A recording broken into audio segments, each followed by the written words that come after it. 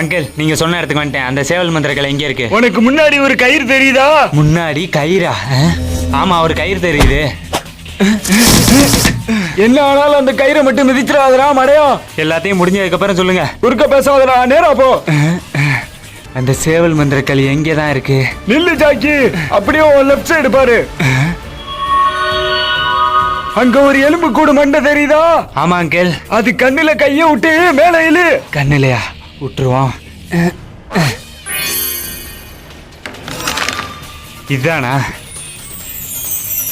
ஆமா அங்கிள். இந்த கல் என்ன பண்ணும்? அது உனக்கு தேவையில்லாத விஷயம். அதை நேரம் என்கிட்ட கொண்டு வா.